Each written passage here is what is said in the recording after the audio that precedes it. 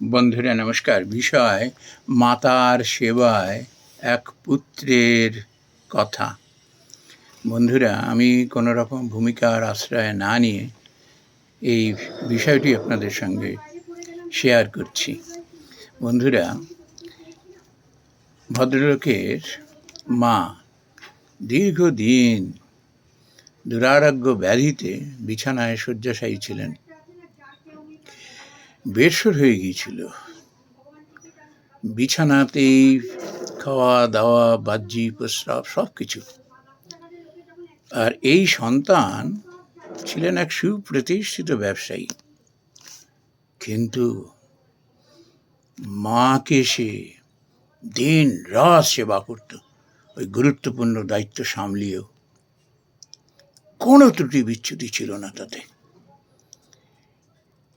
তো বাবা সন্তানের এরকম কষ্ট দেখে একদিন বললেন যে, বাবা দেখ, তোর তো পয়সার কড়ির অভাব নেই, লোকজনেরও অভাব নেই, তোর কষ্ট আর আমি সইতে পারছি না।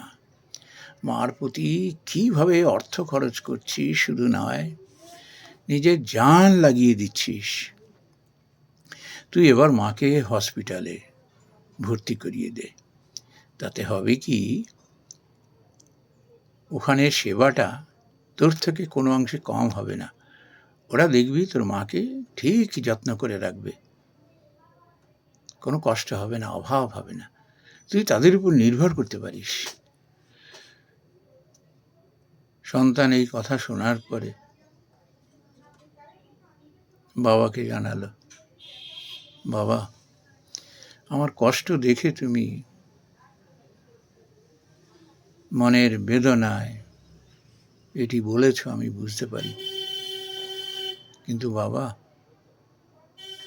হসপিটালে মায়ের পেছনে যদি 4-5 জন করে লোকও লেগে থাকে, মাকে যদি তারা কোলে করেও রাখে যত্ন করে, আমি তাতেও কিন্তু খুশি হতে পারবো না। কেন জানো?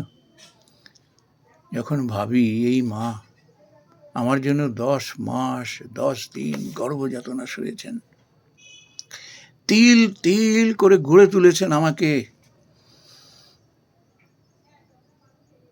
নাওয়া খাওয়া তার মাথায় উঠে গিয়েছিল যখন আমার শরীর খারাপ হতো। কি নিদারুণ কষ্ট স্বীকার করেছে। বড় হয়েছি, শিক্ষিত করে তুলেছ তোমরা, ব্যবসায় প্রতিষ্ঠিত হয়েছি, পয়সা কড়ির কোনো অভাব নেই, তবুও মায়ের চিন্তা আর যায় না। না ফেরা পর্যন্ত মা আমার জন্য বসে থাকতেন, একসঙ্গে খেতাম। বাবা, মার এই কষ্ট আমি তো বুঝতে পারি।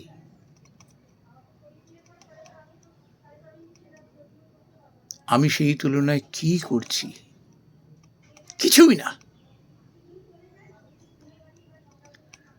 তুমি আমাকে দয়া করে এটি করতে দাও। আমি জ্যান্ত ভগবানের সেবা করছি। আর বাবা, তুমি বিশ্বাস করো, আমার ব্যবসায়ের কাজে কোনো রকম বাধা আসছে না। মাকে সেবা করতে গিয়ে আমার মনে যে কী আনন্দ, কী সুখ, কী শক্তি আসছে, আমি তোমায় বলে বোঝাতে পারবো না, সে ভাষা আমার নেই।